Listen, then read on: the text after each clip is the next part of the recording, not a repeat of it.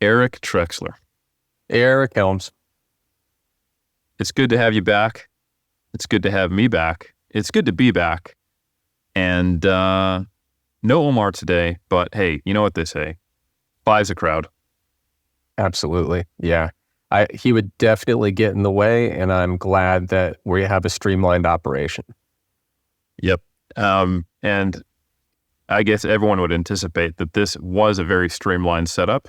We jumped onto Google Meets, no problem. And a measly 28 minutes later, here we are recording on Skype. So everything went perfectly fine with no interruptions, delays of any type. And we just like to spend time breaking the ice with our guests so that they're comfortable. And what better way to break the ice than by them not being able to hear us, being on two different platforms, and us talking about technical issues related to Skype and Google Meets so that we can really get a sense of who we are, who they are, and make them feel comfortable. To be fair, we only have 4 PhDs on the call, so it's naturally going to take us a while to solve any particular problem. Well, we had to discuss the ideology of the internet first, and then what methodology do we want to use to determine how to best get online. But we're here now, and we had at least 3 of us on the same page. We did have one dissenting internal review on whether this was the best platform, but I'm very, very excited to welcome back Dr., for the first time, Lauren Colenso-Semple. Those of you who have listened to our MassCast episodes are going to be familiar with her. Those who follow along at Mass, or the crazy people who somehow are not actually doing Dr. Trexler's hosted Mass office hours that we do every week, they wouldn't be familiar with her, which is nuts. If you're following Iron Culture, how are you not following Mass office hours? Because Lauren is a regularly appearing guest there along with myself and Dr. Zerdos. But yeah, newly minted doc, Lauren Colenso-Semple, Dr. Colenso-Semple, welcome back to Iron Culture. Thank you so much. I'm excited to be here. Well, it's a privilege to have you here alongside this one I'm very happy to have on. One of my former students at Auckland University of Technology, Dr. Kim SantaBarbara. She defended her thesis. It's called a dissertation in the States, folks, but it's the same thing. It's just as prestigious. She's got her PhD as well in a similar area, looking at symptoms of menstrual cycle. I should say symptoms related to the menstrual cycle in resistance-trained women and how to potentially mitigate those and other aspects of it. Dr. Kim SantaBarbara, welcome to Iron Culture for the first time. Thank you. Glad to be here. So this is going to be a great roundtable, folks. We have talked about this a bit previously with Lauren specifically, and then tangentially in some of our episodes where we've discussed potential sex differences in resistance training, adaptation, and nutrition, etc., with previous guests. But what we have today is a roundtable specifically around the menstrual cycle, looking at the newly done research and forthcoming research that came out of both of your PhDs, the overall take on the literature, some of the common misconceptions, and looking at both the psychological and the physiological side of this. So, I think probably the first step, which would be really useful, would be, Kim, if you could give us a little bit of background on yourself, your journey, and your PhD topic from a high level, since this is your first time on. I think it'd be great for the listeners to know who you are and what you did to finish your PhD. Wow, that's a big ask. Okay. And you only have 5 minutes to do it. No, I'm just kidding. You take all the time in the world. Let's see. So I have been looking at sex differences. That's how I started my master's. And then wanted to look specifically at female physiology and looking at adaptations to resistance training in women for my PhD. And so I was interested in looking at menstrual cycle based programming, looking at the effects of the menstrual cycle on training. As Eric knows very well, through COVID and everything, I had to change the direction of my research a little bit, but I was still able to kind of look into some of those different directions. I specifically did a survey where I asked a lot of resistance-trained women a whole bunch of different questions about their experiences with their menstrual cycle, their symptoms, hormonal contraceptive use, things like that, and then use some of the information from that survey to inform a longitudinal monitoring study where I had female athletes complete a series of questions throughout their three menstrual cycles. I had them for a long time. They were very, very kind participants to do the whole process, where I was able to track a whole bunch of things simultaneously. So looking at changes in their performance, changes in perception of things like stress, mood, body image, also tracking sleep, resting heart rate, seeing how that changed across the menstrual cycle, while also tracking their hormones, ovulation status, et cetera, to see where it was actually going on for regular versus irregular cycles. And then I had them do an intervention study, which was adding in a mindful-based yoga practice as part of their daily habits, and to see how that would have effect on their symptoms and on other aspects of well-being and their perception of their performance across the menstrual cycle. So got to undertake a lot of cool projects while over at AUT in New Zealand. So that was a cool experience. It was, and it was a privilege to be a part of your team. And let me ask you a question. Would you say that one of the reasons you shifted away from menstrual cycle phase-based resistance training, because that was the original, it's an interesting kind of aside as a supervisor. I originally got brought on as, hey, this resistance training guy, he can make sure that the periodization model and the comparison's valid and all that. And then as the logistics changed and also your perception on the literature changed, and that's what I want to ask you about, you got a little bit further away from that. Would you say is it accurate that you had less and less confidence in the efficacy of a menstrual cycle phase-based resistance training program as a driving motivator to shift your topic? Or do you think it was mostly related to the logistics of COVID? Oh, yeah, that's fair. Yeah, I can't just put all the blame. Oh, COVID did this. This wasn't a decision I made. Yeah, no, that's true. It was also a conscious decision as well. It's realizing. For me, the thing that was the biggest, I guess, issue with coming up with phase-based training was the irregularity of phases and trying to figure out, well, if we want someone to be doing something in the late follicular phase versus the early luteal phase, it's like, when did that even happen? When was that change happening for that female? And so how would we change her programming then? And then also figuring out the logic behind the different types of training for different parts of the cycle.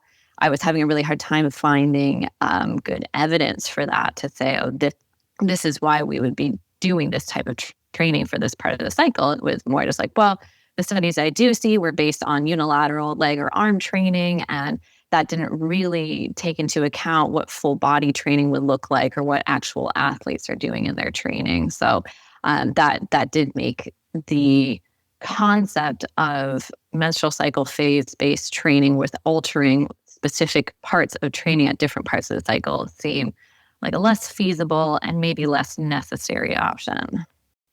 Perfect. So I think that plants a really good seed so people know kind of a bit about your work, where you did it, where you're going, and also about some of the potential issues methodologically and even conceptually with some of these concepts. So with that, I want to shift over.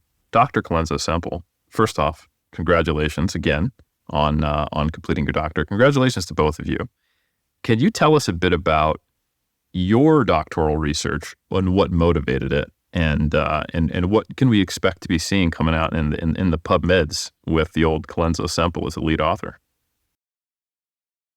During my master's work, which was in Bill Campbell's lab, I was focused on doing a training volume study, looking at higher and more moderate training volumes in women. And that was very motivated by just the discrepancy in the literature. There's a lot more work done in male subjects than in female subjects. And so throughout my time there, I got more and more interested in the kind of molecular mechanisms behind what we're seeing in these results. Because when you do the although in some ways the applied or more kind of translational research is incredibly valuable because it can be applied if you're a fitness enthusiast, if you're a coach, if you're a personal trainer, etc. But when I realized the reason why more female subjects weren't being included in studies, that really inspired me to dive deep into this research question, because and to this day, female populations are often excluded because it's much more complicated to study them if we need to control for menstrual cycle phase, ovulation timing, if we need to standardize performance testing in one phase of the cycle versus another, and we need to do, months of tracking leading up to the intervention. And so it's not surprising, given on all of this, that a lot of labs either don't have the resources or don't have the time to, track blood hormones and track ovulation and track cycle and exclude anyone on a hormonal contraceptive. It's much easier to just study young men. And so it explains a lot of why the literature is where it is. And so the motivation behind my work was really to say, let's do this really, really well. Let's be really rigorous about the timing, the individualization. Let's do it within subject design. Let's measure blood hormones. Let's do multiple cycles. And let's see if there is a physiological basis for saying, if you're going to study women, then you do need to be concerned about their hormone profile, and you do need to take all of these steps in order for it to be, considered quote unquote high quality research. And if not, then let's remove all of these barriers and try to kind of promote more inclusivity in terms of females in study populations. No, that motivation makes total sense, and I can understand how it started early on in your master's research, where there's this justification to target a particular population or considerations that we're told we need to focus on. But correct me if I'm wrong, when you actually dig into the data on, do we need to actually create the sexual dimorphism in our recruitment strategies, it isn't super clear. It's almost just one of these things that we have been taught by mentors and the old guard, if you will, in sports science. So I think there's a lot of value in simply establishing, is that even the case? So that's what led you into your doctoral research. And then what does your doctoral research consisted of?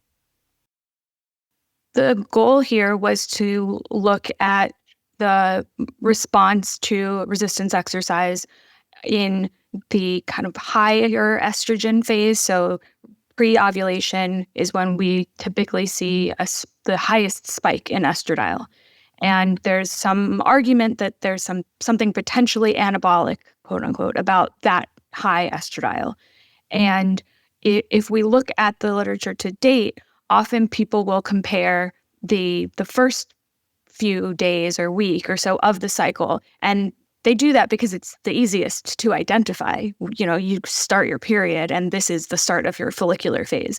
Targeting that late follicular phase requires tracking ovulation over several cycles such that you can attempt to predict that, this is the phase in which you're in. So it's by far the most challenging phase to identify for data collection purposes.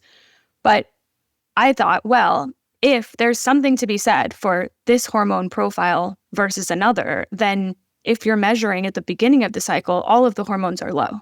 And then if you're measuring towards the latter half, or what we would say mid-luteal phase, then both hormones are high.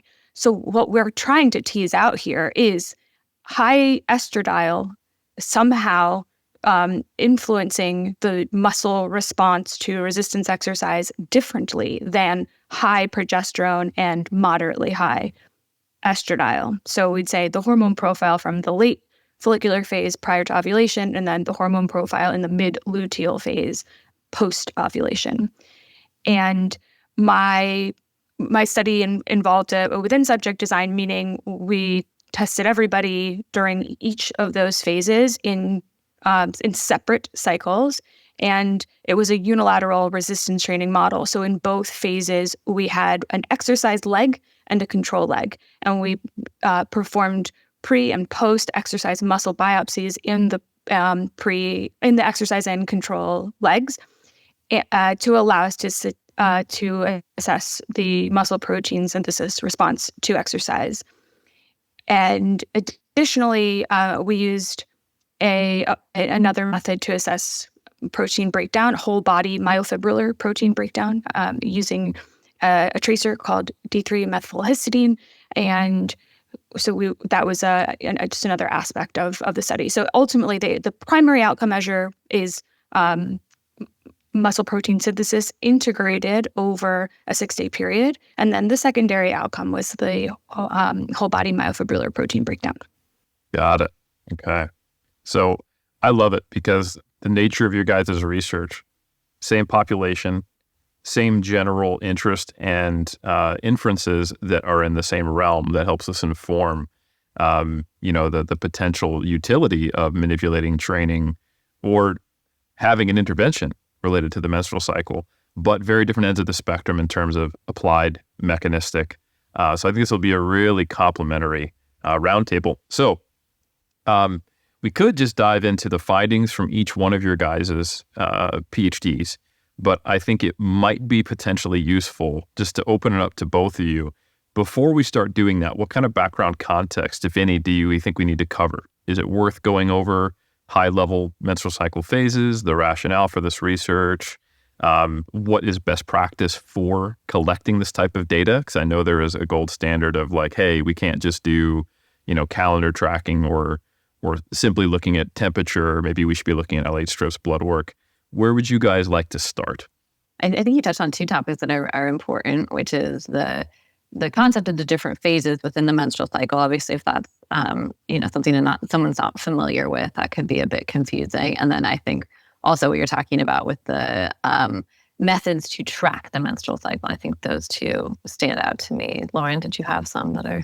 Yeah, I think that's great background. And then just sort of making the distinction between, what is a quote unquote normal menstrual cycle or what is a naturally cycling individual, Yeah, I feel like all of these sort of things are things that are in my head at least all the time that I'm like, everyone knows what an anovulatory cycle is or an irregular cycle or, luteal phase deficit. That makes sense.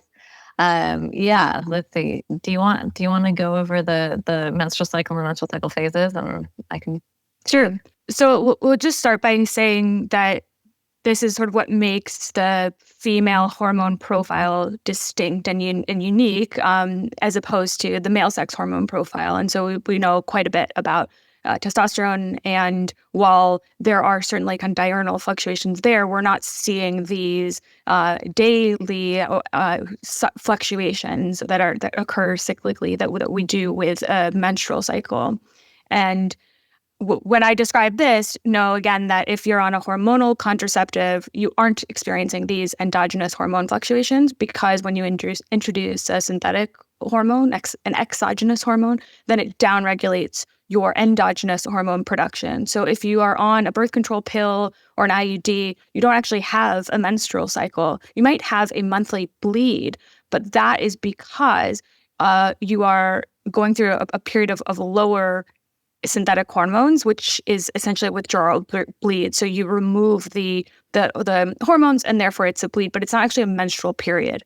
So with a quote unquote normal menstrual cycle, the textbook version of this is always that it's 28 days long and that ovulation occurs in the middle. And so then the first half of that would be your follicular phase, where the hormones are low for the initial while you're on your period, essentially. And then estradiol increases, it spikes. And then we have ovulation, which is characterized by a spike in luteinizing hormone. And then we're into the latter half, or the luteal phase, where we see an increase in progesterone, which spikes mid-luteal phase, and a secondary increase in estradiol. And so that the luteal phase would be characterized by high progesterone and moderately high estradiol. And then both hormones start to decline, and then it starts all over again. Now, in reality, when we actually measure hormones and we track cycles in women, we see that a quote-unquote normal menstrual cycle can be as short as 21 days, as long as 35, maybe 38 days. And ovulation doesn't necessarily occur halfway through the cycle. It can occur much earlier or much later, meaning that your phases are different lengths. So there, it's not 50% follicular and 50% luteal.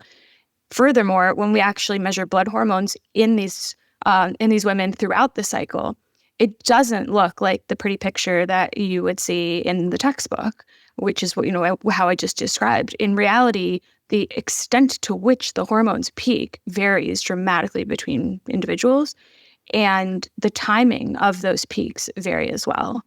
And then just to make it a little more complicated, cycle length, ovulation timing, and hormone profiles can vary within the same person from cycle to cycle. Yeah.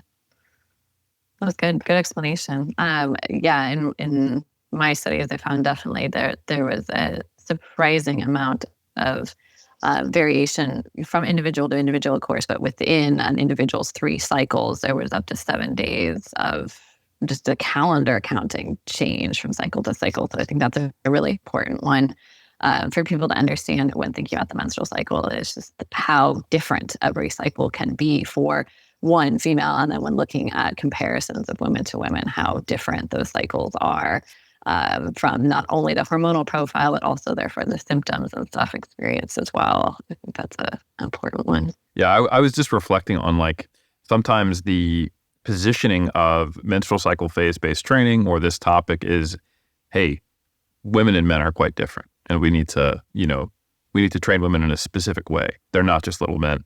But the kind of almost the assumption that this applies to all women in an equal way is quite inaccurate when you think about it. So for one, there's a lot of women who are on some type of exogenous hormone.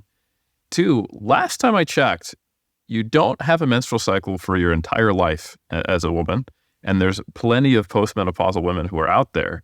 And then here's where my question is. Actually, I have a few. Even among menstruating women, there's a lot of variation there. And I think even the term a regular cycle is to some degree potentially a bit of a misnomer given how prevalent, quote unquote, irregular cycles are.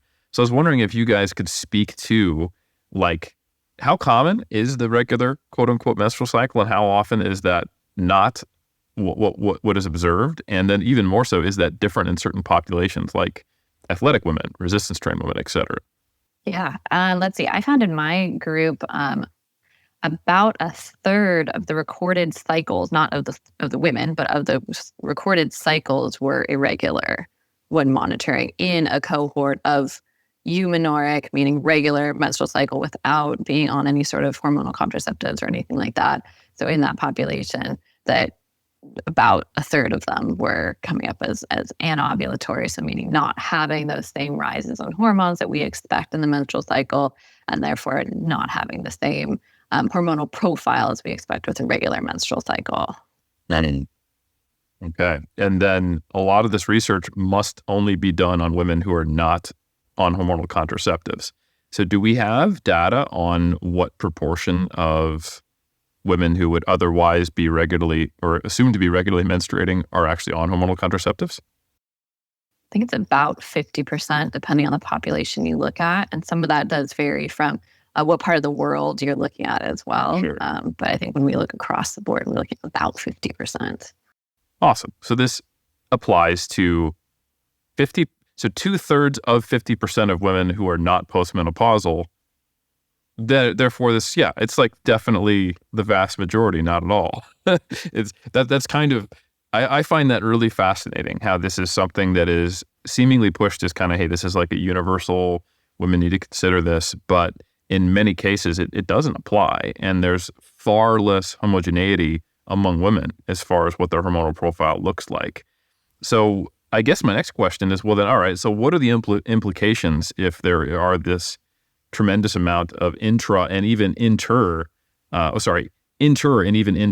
variation in the menstrual cycle? I guess that's my more concrete question is, okay, if we take one of these women who is the 50% who is not using birth control, is not postmenopausal, and then the 2/3 of them who do have a quote unquote regular menstrual cycle, are all of their menstrual cycles regular, or is it the majority of them, or what data do we have on that?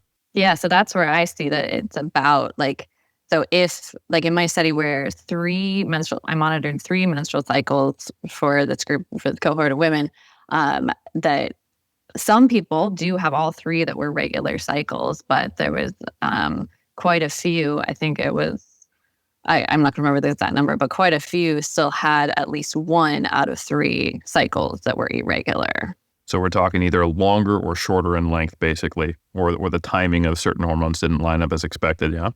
Most of them were, so this is the thing we didn't get to yet, was the talking about how we even measure the menstrual cycle and the hormones and how we can say whether something's a regular versus irregular cycle. So there's a lot of different ways to measure the menstrual cycle.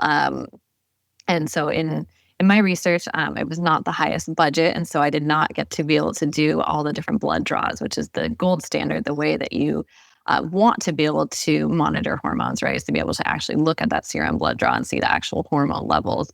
And so I was using a variety of different methods between calendar counting, basal body temperature, using urine testing strips, looking at luteinizing hormones, and then participants did 1 blood draw to confirm all of that was working. And so using those methods together is how I was looking at a regular versus irregular or anovulatory cycle. And so that's where we saw that a lot of women were having these anovulatory cycles that they wouldn't know were anovulatory because calendar counting came up as around the correct number of days. Because especially since we have such a broad range that we consider a regular cycle, right, as anywhere from the 25 to 35 days, their cycle lengths would come out to somewhere in that range. Most of them, some of them would be short or long. But the secondary methods that we're using, like the LH strips and the serum blood draws, would come out as saying that maybe that cycle was anovulatory, which again, my research, I wasn't able to say with full confidence, right, because there weren't blood draws, but that most likely that quite a few of those cycles, that even though they maybe looked correct calendar counting, number of days of bleed, that they weren't necessarily having those same hormonal rises from the ovulation actually occurring. And correct me if I'm wrong, but that seems especially relevant if someone is bought into the idea of menstrual cycle phase-based training, because they're probably not going to be doing like, oh, you know what, I saw this post on Instagram, or I should be training differently in different phases. So let me go ahead and get blood draws, LH strips, and measure my temperature. They're probably going to be primarily using the practical method of just calendar tracking. And then they're going to have assumptions about what their hormonal status is in these different phases. But if it's actually an anovulatory cycle, those assumptions are incorrect. Am I wrong there? No, you're not wrong. That is correct. Okay. So what it sounds like is this is a relatively complex and varied process that occurs, and that perhaps, I don't know if you guys would agree with this, blanket recommendations on how to train for the menstrual cycle could potentially be misleading for maybe the majority of women. Is that accurate? I don't know if you guys would agree with that statement. I would definitely agree. Okay. So we've got an issue with variability, both between women, within women, and the fact that variability won't even necessarily be picked up by the practical methods that women in the real world who are considering menstrual cycle phase-based training would be using. But I have a kind of a fundamental physiological question for you, Lauren. Let's say we did have much more homogeneity in terms of menstrual cycle variability, and it was like, hey, clockwork, all right? You've got, German train schedule style menstrual cycle going on here. It's always same time. Hormones are always reaching the same peaks and valleys. If that was the case, is there then potentially a rationale? Are these hormones as anabolic or catabolic as we expect them to be? How high are the rises? Are they sustained long enough? Do you think there's a mechanistic rationale if we didn't have this variability for some of the assumptions around menstrual cycle phase-based training to make sense? My research doesn't support that. I think we discussed this last time I was on talking about this topic, but there's some animal model work to support the idea that the total absence of the hormones is problematic for muscle maintenance or muscle growth. But that is a very radical, kind of human model, right? And so just saying the absence of the hormones isn't conducive for the maintenance of muscle mass or hypertrophy doesn't necessarily mean that, a spike in estradiol for 2 or 3 days is going to actually be anabolic. That's, in my opinion, it's kind of taking it to a level that that's a really aggressive extrapolation. So I think, we, from where I see it, promoting phase-based training or cycle syncing is really capitalizing on the gaps in the industry as opposed to closing them. Yeah, yeah, well, this is great. So you talked about how your research doesn't necessarily support that and the potential impact of continuing down this line of recommendations where the research doesn't support it. Because, sometimes there are times where we don't have evidence for something and you're making a recommendation that is maybe not strictly evidence-based, but it could potentially be practical or logistically have a rationale behind it, but we're just explaining it the wrong way. And that's kind of like the best case scenario. And then one tier down from that in terms of potential harm is this is not evidence-based. There probably isn't a good logistical reason for it even then, but the harm is very low. Like it's important that you spread your protein out really evenly between, 5 meals based on MPS data. It's really not that hard. Like, you have a protein shake and, you decide to have, Greek yogurt before bed and you're there. And then you have your normal 3 meals. But this sounds like it's something that's actually quite burdensome. And there is, in some of the types of menstrual cycle phase-based training that I've seen recommended, like, oh, you want to get big and strong, but you need to pay attention to your menstrual cycle. Well, here, let's spend, a fair amount of your training just doing light yoga. And it's like, well, hold on, that might be counterproductive. So, Lauren, if you could talk more about how your research has brought you to this conclusion and why it doesn't support that and the potential downside of going out on a limb where there is actually not even a branch to be stepping on.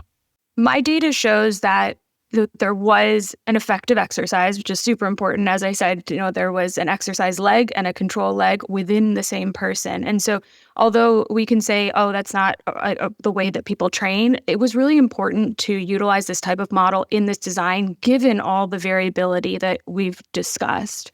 And I have a review paper out and I quote this gynecologist from the 1920s who's like, the only regularity about the menstrual cycle is its irregularity. And I loved that quote because it really reflects that this expectation that everybody is the same. It's not only problematic and misleading when we talk about making practical recommendations, but it also presents a tremendous challenge for recruitment. So when we talk about what is a quote normal cycle or regular cycle, for my study, for these purposes, I had to make sure that they were people who had what I would say a consistent cycle length because I needed to test them in more than one cycle. And so if they didn't over 6 months, I couldn't recruit them. Like it was another barrier to recruitment. And when we look at large data sets of hundreds of thousands of menstrual cycles in more of the gynecological literature, we see that there's a huge variability in even among what we would say is normal. So if normal is 21 to 35 days, that doesn't necessarily mean that the hormone fluctuations reflect that. And then if we are then trying to promote a phase-based exercise program that doesn't necessarily align with what's going on for you physiologically, and we're saying, hey, let's do endurance exercise for 2 weeks, and then let's do resistance exercise for 2 weeks. Not only are you probably not even in the phase that you think you're in based on that program that you bought on TikTok, but it's also just against everything we know about sound programming. Like I can't think of a single other context where someone would say, this makes sense for us to not lift for half of the month, every month. How are we providing enough consistency to grow muscle? How are we providing enough practice to gain strength? And from an adherence perspective, that sounds like a nightmare as well. And so my primary concern is not only is this really suboptimal for any kind of exercise-induced adaptations, it's also really overcomplicating the fitness landscape for women. Drex, I feel like we walked down this hallway as a collective exercise physiology group too many times. I mean, I remember when we were trying to get the textbooks changed from saying, hey, you just need to do a bunch of compound lifts, rest no longer than 90 seconds, and do them in the, 8 to 15 rep range, probably 10s, because that's what gets the best growth hormone response. And of course, at this time, we were also still recommending basically always training to failure. And I'm looking at this and I'm going, has anyone actually thought about the feasibility of a hypertrophy program where you're doing 90-second rests on multiple sets of 10 on squats, deadlifts, benches, and rows, and it's all just to get the growth hormone response? We've been here before, right? We sure have. And I got to say, as I was, listening, as we've been chatting and dealing with a myriad of technology issues, if folks are going to call me out for being on my phone and messing with my microphone. One of the things that came to mind is it's really funny as someone who was doing research, maybe 10 years ago, we would submit a paper that had female participants of eumenorrheic age range, and folks would say reject immediately because you didn't control for menstrual cycle. And it was really interesting that if your protocol was 4 weeks long or 8 weeks long or 12 weeks long, and you did pre and post testing, they'd say, congratulations, you controlled for menstrual cycle because all your measurements were 4 weeks apart. And it's, I don't know if funny is the word, but it's more of a shame to think that there's probably a lot of good exercise and nutrition related evidence sitting in file drawers from the last 30 years because of this widespread idea or misconception that, first of all, it's absolutely critical to be doing meticulous controls for menstrual cycle phase in some of these studies that have nothing to do with any of these hormonal responses. So the idea that it was so critical to micromanage this control of phases for studies that probably weren't impacted by it, and then doubling that, the idea that even when you were perceived to have controlled for it, you probably didn't, because of everything we've talked about in terms of the unpredictability of exactly how long any individual cycle might be any particular month. So, luckily, I don't think anyone has written the textbooks yet where they give really strict guidance in terms of phase-based training. So we don't need to rewrite those, but I do think we probably, if any textbooks need to be adjusted or rewritten, it's probably the more methods-focused textbooks or methods-focused papers that say, well, if you're, doing measurements of body composition or strength in female individuals between the ages of 20 and 35, make sure you take your measurements every 4 weeks just so that menstrual phase is taken care of. It seems like that particular mindset, which I believe was pretty prevalent among researchers and reviewers, seems to be aging like warm milk, which is not what you want. Well said. Well said. So I think, why don't we get into some of the specific findings and their utility that came out of both of your PhDs? Does that sound like a good place to go, or are there more concepts that you guys want to cover before we dive into the new, hot, fresh off the presses data that came out of your PhDs? Did we talk about serum hormone draws enough? We go over that. We've talked a lot about the challenges associated with the literature, and to Trex's point, I think perhaps we don't need to demand that everybody quote unquote control, aka add on a whole lot of pretty expensive and cumbersome logistical tracking, and just because they're studying women. I think that where we are is the literature that claims to find an effect on a specific outcome and attributes that to a hormone profile. If the study didn't actually measure hormones, but is attributing the finding to an assumed hormone profile based on an assumed window that is a menstrual cycle phase, that's incredibly problematic, because the spiral is such that we're making a conclusion that we really aren't in a position to make. And then that's being taken into a context of coaching, and people are making really drastic changes to their programming based on a finding that we can't even really have that much confidence in. So I think it's important to just distinguish between, on one hand, we need to first establish if this stuff is important. And in order to establish that it's important or not, we need to do this really, really rigorously. And we need to require that everybody who's doing work in this space, where menstrual cycle phase is at the crux of the research question, that we are tracking cycle length, and we are tracking ovulation, and we are measuring serum hormones. But if what we're finding is that for particular outcome measures, we're not really seeing a difference after we employ that really rigorous methodology, then we can move on to a place in the broader sports science literature where we say, you can study women and you don't have to report all of this hormone data or standardize your performance testing across specific time points during each subject's menstrual cycle. And that's a really important thing, because one of the largest logistical challenges that we have broadly in sports science, independent of any of this stuff, is low sample sizes. And last time I checked, it's not helpful when you have low sample sizes to go, right, what's our exclusion criteria? Half of the people in the world. So we're starting at that point. So I think that's a really, really important point. And I'm glad you said that, because the implications are quite broad. And they affect literally every type of study that you can think of. That's not a study that's specifically on males, because it needs to be, because we're asking a question related to males.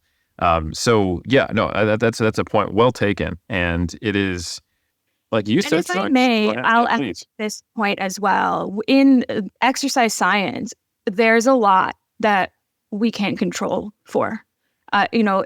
Due to logistical concerns, due to funding. For example, in your average training study, you aren't 100% confident on any activity that these people were doing outside your study. You're not necessarily feeding them every meal. Maybe you take some self-report nutrition data, but we accept that. When we recruit, quote, young people, and we say young is 18 to 35, clearly there's going to be differences between the 18-year-old and the 35-year-old, but we're making an arbitrary decision that that's young or that this is old. And so there's a lot of, when we think about training status, for example, these are recreationally active, these are trained. We don't we accept these really loose definitions that could certainly have an effect on the outcome. So if we're allowing for all of those, then why isn't this one of the things that we allow for in order to move the field forward? It's a good question. And as someone who is, turned 29 12 times at this point, I also disagree with some of those arbitrary distinctions, and I find them quite offensive. I don't know. No. I do think 35 is really that sweet spot where, like, if you're below 35, you're pretty young. You're really in the prime of your life. Above 35, not so much, Helms. That's at least my perspective. It's all downhill from there. Yeah, my perspective is that, ironically, and pun intended, those statements are not going to age well for either one of you. That's the way time works. So, but we'll move forward, because I'll forget this due to early onset pretty soon anyway. So, excellent points. I think well taken. This is impacting the entire field, and somewhat arbitrarily, these prior misunderstandings were being applied. And even when there was potential understanding, at least among researchers, that maybe this is not an issue we need to control, it carried on because we're afraid of reviewer two, right? We don't want to do the thing that might get our study stuck in that file drawer, the proverbial file drawer, like you said, Trex. So I think some of the work that's coming out, Lauren, you were the lead author on a review paper that pretty much explicitly said, hey, you don't need to do this anymore, which I think is great. And more research is coming out on this. So let's talk about what is the current landscape of the literature, what work's been doing, and what work did you guys do, and what are the applications of it? Let's dive into your guys' theses or thesis and dissertation. First off, Lauren, I love that review. I think it's a great review. I really enjoyed the figures in it too.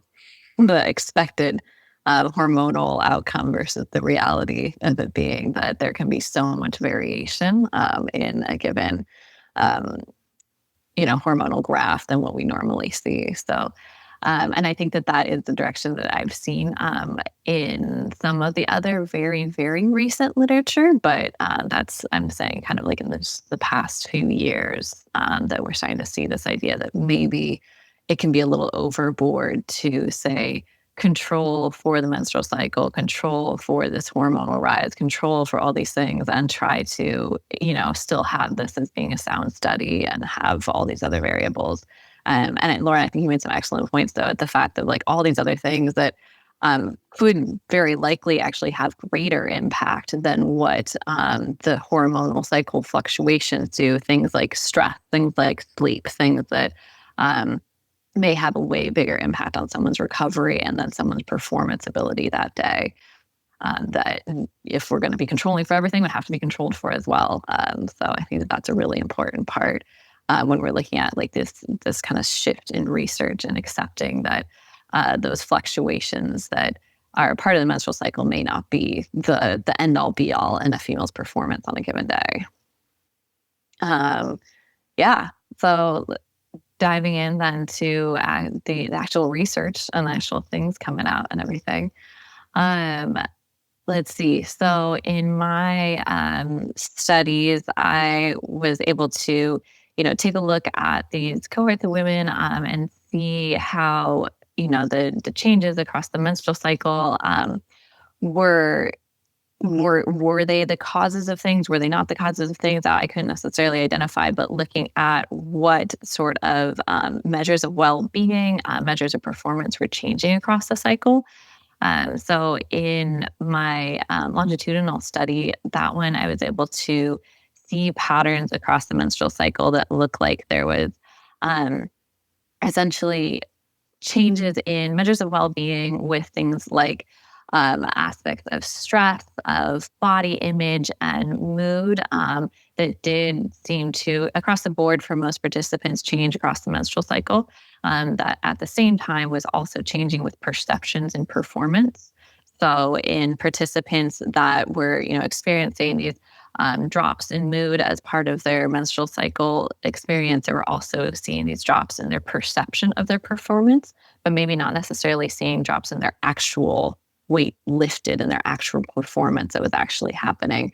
And to me, that was a really big takeaway from my research experience, was this idea that maybe it's the perception that you're not performing your best. It's the perception that this is a harder day or you're not as recovered. That was one that I saw come up a lot, is this perception of that PRS score being quite low at the beginning and at the end of the menstrual cycle, but that actually didn't mean that the person wasn't doing the same hard workout, even though they felt like they were less recovered going into the workout.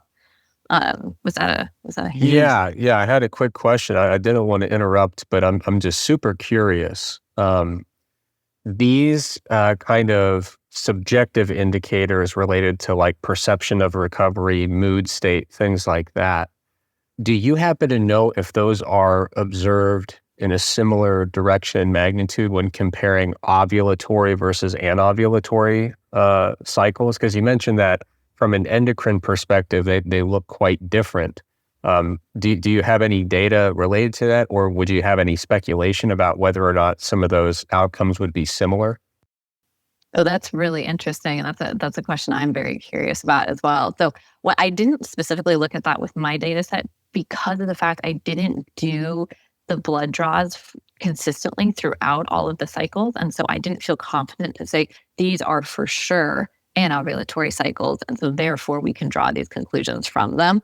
But I think that would be something that would be really interesting to look at and compare that because, yeah, that's something I'm very curious about is how is it that our perception of, the cycle and cycle experience and the symptoms that are happening actually have to do with those hormonal changes or not. I was curious to see if anyone was willing to speculate recklessly about if they think things would be similar with ovulatory versus anovulatory. But I understand if no one wants to go out on a limb, given that you're experts and people might take that the wrong way. So ball's in your court. I'll just say with tracking so many people's ovulation at this point, and doing it month after month after month, there are times when I thought, oh, I can't get it. Like they didn't ovulate. But then I tried another month and I'm like, hey, urinate on this LH reactive strip every time you pee today. And then I got it. And the concept there is called a fleeting ovulation, meaning like we get it for maybe a positive test over a period of hours. And so if they were taking it, just too late in the day, then we weren't capturing it. But it's not that it didn't happen. It was just a much shorter window. And so that's true whether you do a blood draw or whether you use the urine strips. It's a very kind of crude measure that that's why I would be very hesitant to call a cycle anovulatory unless we were literally doing an ultrasound. Interesting. All right, so maybe no speculation for now. Looks like we've got a lot more learning to do in that area. Well, I was going to ask Kim, when you say that you found these changes across the cycle, when across the cycle were they occurring on average, or were they kind of all over the place? What patterns did you observe? Yeah, so most of them were looking the biggest changes being like perception of mood and body image and performance being lowest at the beginning and at the end of the cycle. So would you say that likely was associated with the presence of menstrual symptoms? For sure. Yeah, because of course that's at the same time that we see the highest amount of symptoms, the highest cramping, the highest sensation with bloating, and there's that overall fatigue, low back pain, things like that. I think it's important to point out too that in a lot of the performance-based literature, they will, as I said earlier, often use that early follicular phase or right after you get your period as kind of one window where they do the testing. And it's not very common to assess the presence of symptoms, even though we know that the vast majority of these naturally cycling people often experience symptoms there. And so then if we're looking at things like performance metrics, or we're saying, performance is lower, or the perception of your performance is lesser in that early follicular phase, it might not be due to the hormone profile. It might be due to the presence of the variety of menstrual symptoms that we observe. Sure, exactly. Yeah. So in my survey, I saw about 90% of women experience some form of menstrual cycle-based symptoms. And so if we're assuming that most of them are coming in, not feeling great on that beginning of the cycle time, and we're like, we're going to test you and compare that and see how you're doing. It's like, that makes sense. If you're not feeling like you're performing all that well, maybe, that's not going to be the most accurate test. And this is an important distinction because I remember early on in Mass's days, we reviewed, I want to say it might have been I'll get it wrong, so I won't say who the author was, but we posted about a review that discussed how we don't consistently observe reductions in performance with certain phases of the menstrual cycle. And there were a number of commenters on social media who were like, I feel like this review is gaslighting me. Like, there absolutely are, And that is one thing that might have been missed if you don't think about it a few steps ahead in the prior discussion we had, is that if we don't actually need to control for the menstrual cycle phase in resistant training studies, that implies that in the majority of cases, it's not having an impact on performance. or these applied outcomes that we're interested in measuring, or we would need to control it. And that definitely seems to fly in the experiential and anecdotal phases of, like, when I talk to my wife, and she's like, yeah, there's certain times when I'm not performing as well, and plenty of my clients as well as a coach. And when I'm out there in the world, just hanging with people who lift, a lot of women, not all, there seems to be a lot of variability here, do have an experiential difference in what it's like to be a lifter in terms of performance and also self-perception, like you were talking about, Kim, at different phases. And addressing that can be challenging because we don't want to necessarily say, that's not a thing because we don't see a quantitative change in your sprint time or your 1RM or your jump height. But understanding the etiology of it and what it may or may not impact and how it can influence potential long-term recovery or outcomes, I think is really important, because they can both be true. As someone who studied, RPE for my PhD, you can get different RPE scores, but it doesn't necessarily mean that something's going to happen in terms of performance. So yeah, I'd love to get your thoughts on that. Yes, I think that's really important. That was something that I found when doing interviews at the very beginning part of my survey to inform the survey questions, was talking to women, talking to female athletes and coaches about their experience with the menstrual cycle and about their experience with changes in performance and that perception. And a lot of women do feel that they get changes in their performance. They do feel that there is a big effect depending on where they are in their menstrual cycle, and then some women do not. And then some women get that some cycles, and some women get that other cycles. And, sometimes that feels like that's all the time, and sometimes it feels like it's every once in a while. And so I think that acknowledging that, whatever someone is experiencing is legitimate and real, and it's not just some sort of weird problem in their head, but also giving the space that if you don't feel like you're getting those changes, or you don't feel like you have any difference in your performance, that's really normal as well. And so acknowledging that all of that is normal, all of that is something that we see across the board, and that should be something that should be taken into account. And that's why so much of this is such an individual experience and such an individualized plan that would need to be made, rather than making any sort of blanket statement of like, yeah, this is what's going to work for women. This is what's going to work for female athletes of this sport. It's just like that just feels like saying like everyone loves the same color, everyone has this favorite color in the world. It's like that just wouldn't fit. It just doesn't make sense. And so I think that acknowledging that some women do have a very different experience and that have very strong beliefs in how their menstrual cycle may affect them is totally valid.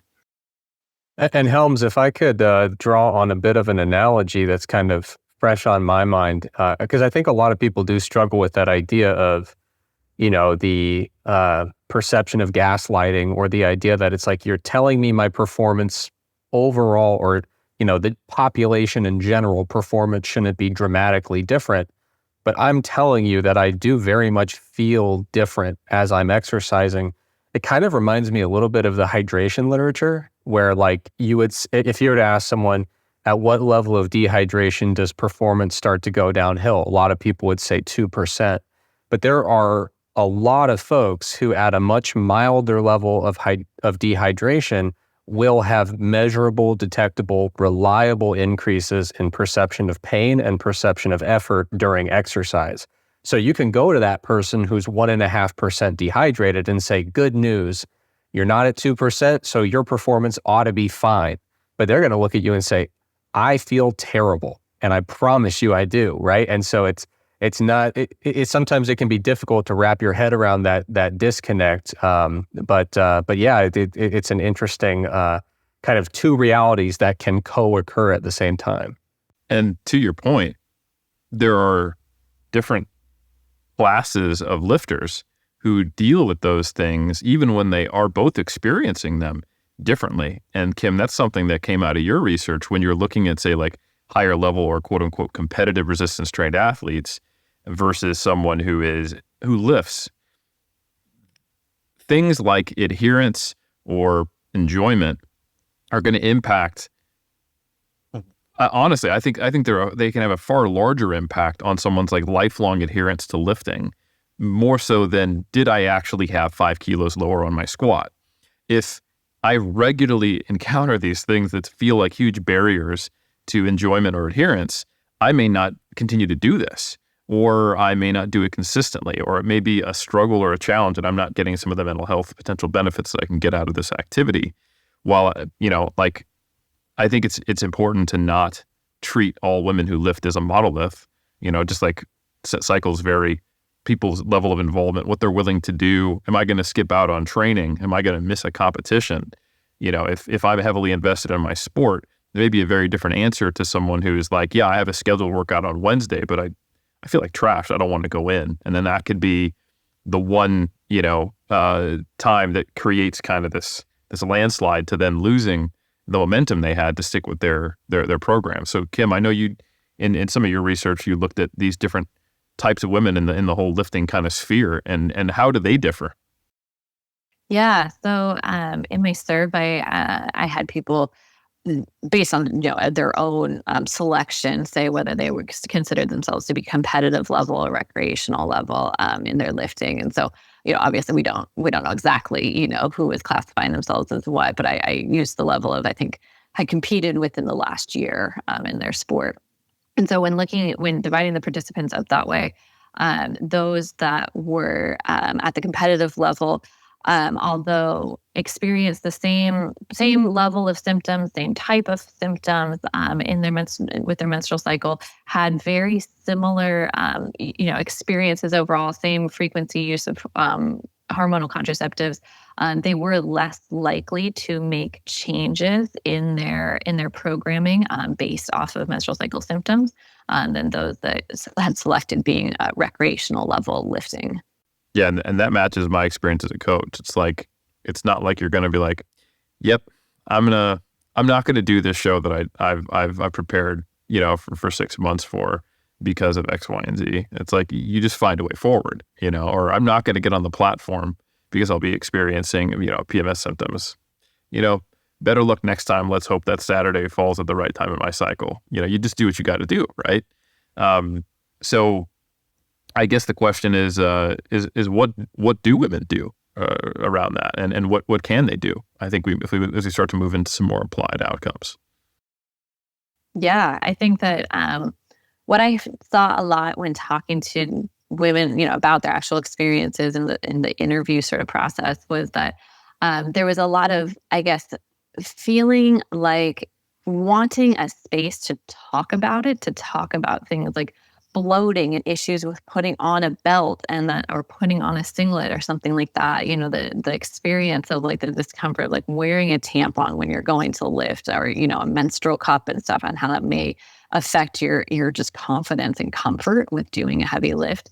But that it wasn't necessarily that a lot of them would say, well, so I don't do it. And so I just don't do it. It's like, no, I'm annoyed about this. And this is something I have to deal with, which I don't like, but I still do it. I still deal with it. I'm not going to ruin my schedule of training. I'm not going to just drop out for a while or something. It's like, this is just kind of part of the situation. And so what I found was that a lot of them enjoyed having the space and like the community to kind of just be able to talk about that openly.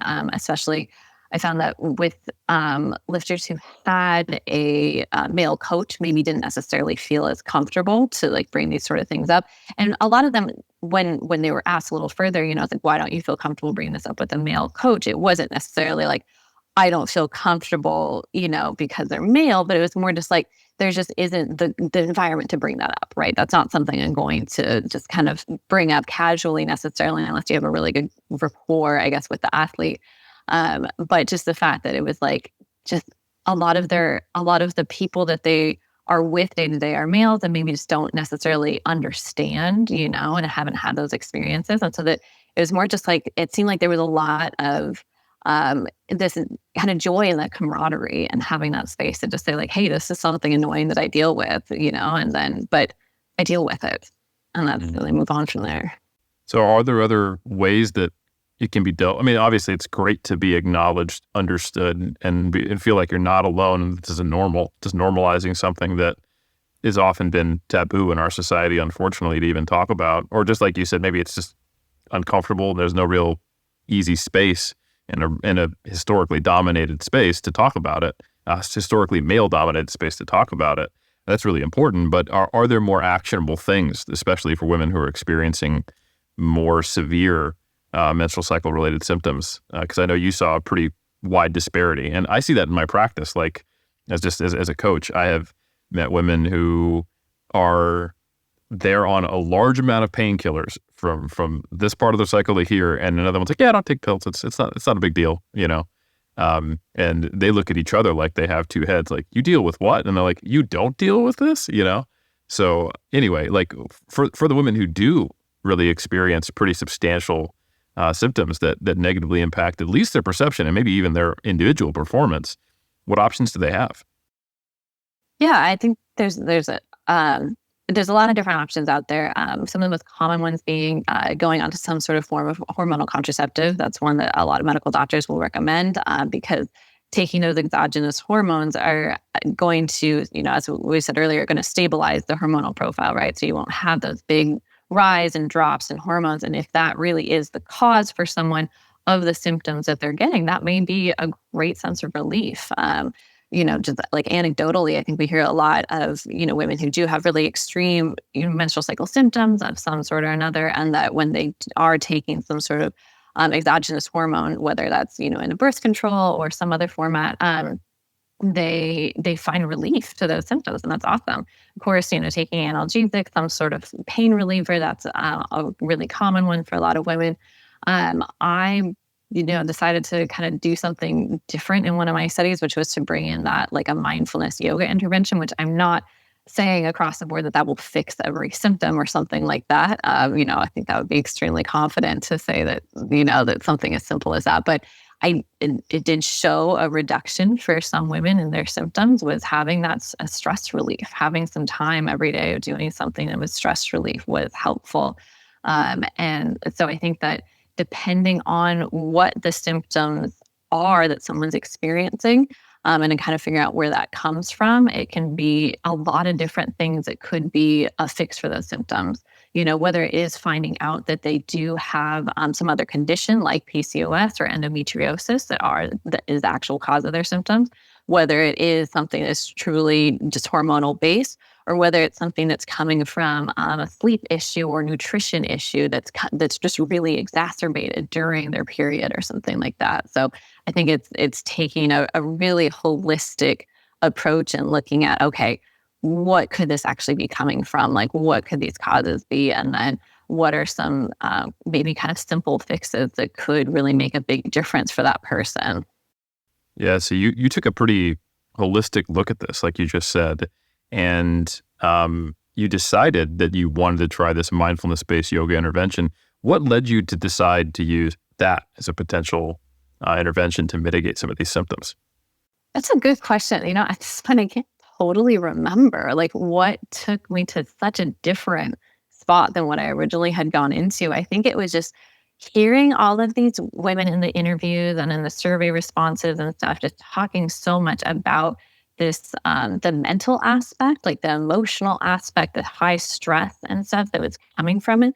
And then with my background as a yoga teacher and really interested in meditation, mindfulness work, and seeing that mind-body connection, it's just always been such a big interest of mine. I was like, here's a chance for me to weave this in, And so looking in at so then I dove into the literature and actually found that there was quite a bit of studies that had looked at things like yoga for PMS, doing some sort of mindfulness practice for PMDD, which is another menstrual cycle issue, and so our endometriosis and stuff, and finding some success that some women were actually able to see reductions in their symptoms or improvement, in things like mood or improvement in even perception of pain. And so I was like, oh, this seems really interesting. This seems like a really interesting route to explore a little bit further. But look at it in the context, because all of those studies, everything I had seen was looking at women who were otherwise sedentary. And so they didn't have this background in having daily or really regular exercise. And I was like, well, is it the introduction of some movement that's bringing these women these symptom relief? Because that's something that some people say, we'll just exercise. If you do some exercise, that'll help these symptoms that you're experiencing. But for those who are, competitive level athletes are like, I already exercise. Don't tell me to exercise my symptoms away. I started to get curious. Well, then if in someone who's already so active, if you bring in this like mindfulness practice that has some physical level to it with yoga, would that still have any effect? Would that do anything in that population?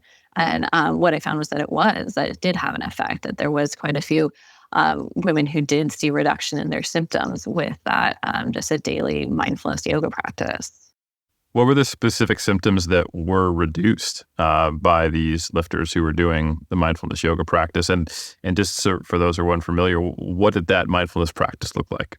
Yeah. So the mindfulness practice itself was a 10-minute yoga practice, which it was 10 yoga poses that they held for 1 minute each. So they got to follow along this video of myself going through the yoga poses with them and giving cueing for their time in that yoga pose, with the cueing focused on the breathing, the muscles that were being stretched, the posture being held, and to really kind of keep in that moment rather than letting ourselves just kind of drift off into whatever as we're stretching, because I really wanted to see that the mindfulness part rather than only the physical movement, because I was concerned that in athletes who were like, yep, I'm so used to stretching, I know it, I hold this stretch done, that wouldn't be quite the same. As I really wanted to have that mindfulness part. And so I included that, all the cueing and stuff with it. And these wonderful participants had to do that for an entire menstrual cycle. And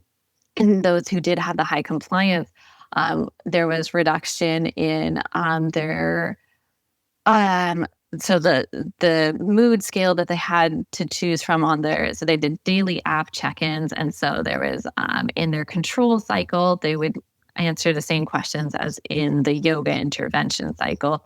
And so they're asked questions about their mood daily. And so in the control cycle, there was a higher likelihood of participants having lower mood scores than in the yoga in the yoga intervention cycle.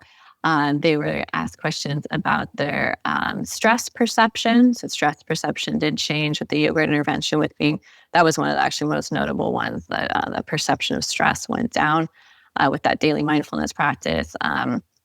Sleep scores, resting heart rate, the body image, those ones we all saw some change with the yoga intervention, as well as perception of pain from cramping.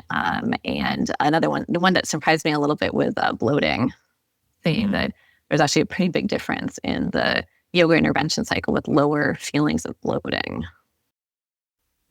Personally, as someone who, when I'm stressed, I get more gastrointestinal. And I know that's not the same, obviously, but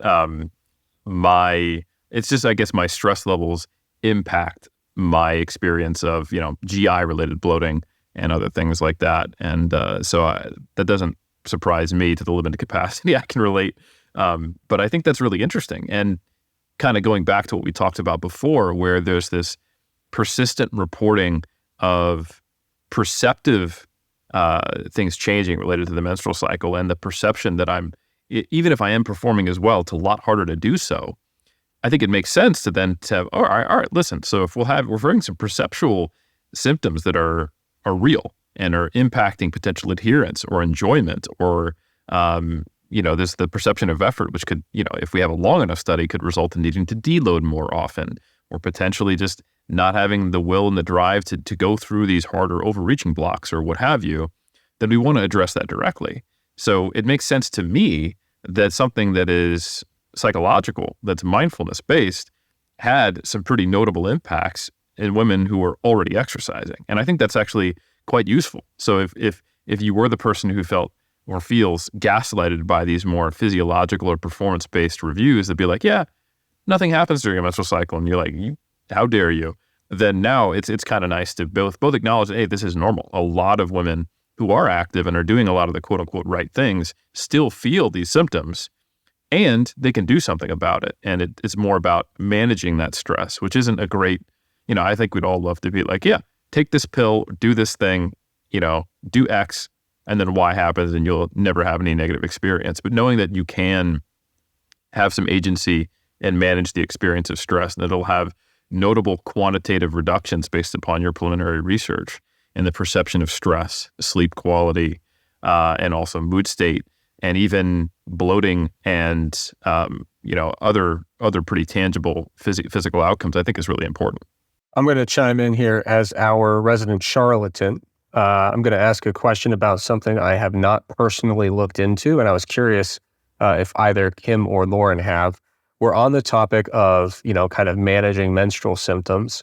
I have heard vaguely that there is a dietary supplement called vitex agnus-castus or Chasteberry that has been kind of anecdotally purported to ease menstrual symptoms. And I think there has been some research done on it, but again, I haven't read that research, and my general impression of a lot of herbal supplement research is that the quality tends to be quite low, especially the first wave of studies. So starting with Kim, is that completely bogus? Have you looked into it? Any opinions whatsoever on supplementation as a route to ease menstrual symptoms?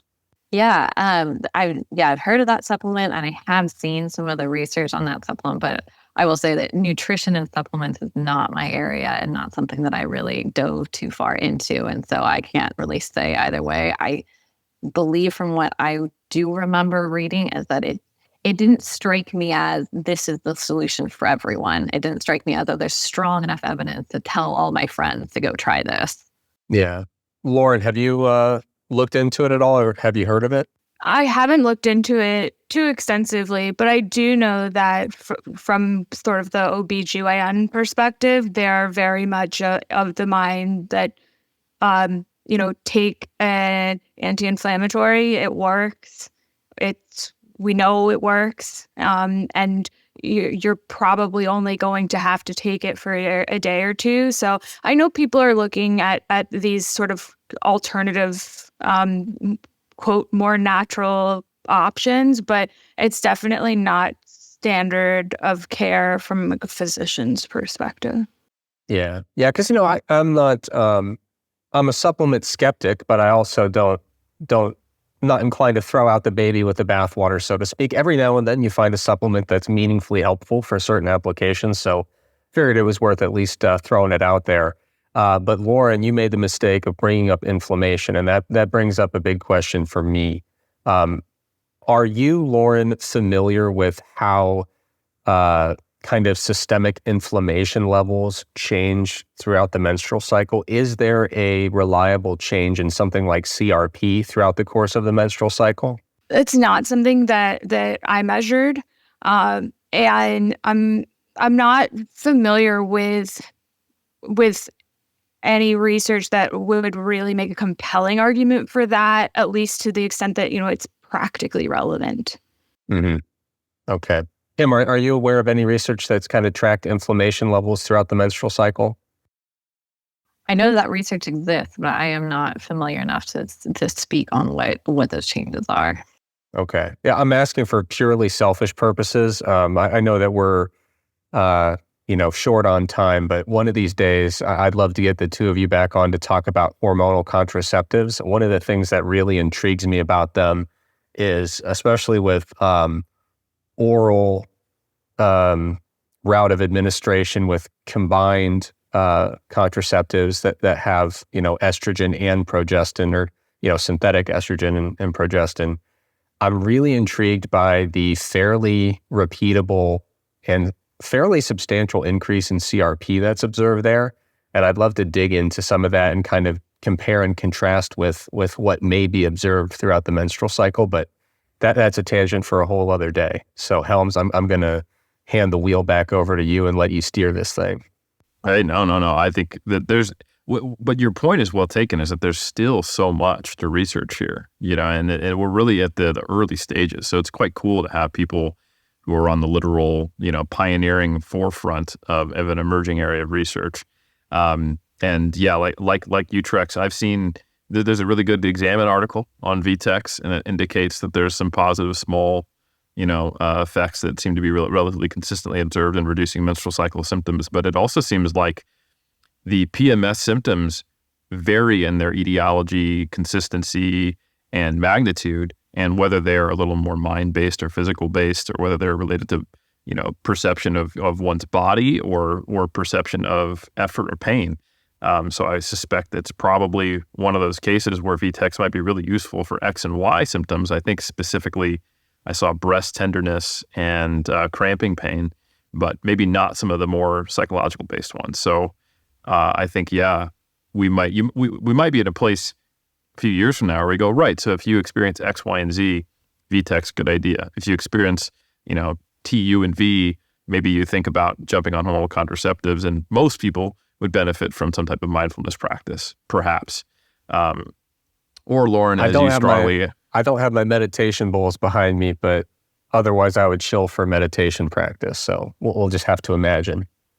Well, hey, that's definitely in the category of mindfulness-based practice. So I think you're on team Dr. SantaBarbara there. So, I think there's also just something to be said for what are we tracking? What are we paying attention to? Because when we start really fixating on something, and I just caution coaches and women in general to not make everything about the menstrual cycle, because in reality, we might see changes in performance or mood or perception that have nothing to do with the menstrual cycle. It's your sleep quality, or it's your mood or your stress that has to do with other areas of life. And if we're focusing so heavily on everything menstrual cycle, then we're going to be more likely to attribute it to that. The same way, if you really wanted to dial in on tracking your macros, and then you're going to say, well, clearly my performance wasn't as up to par because, I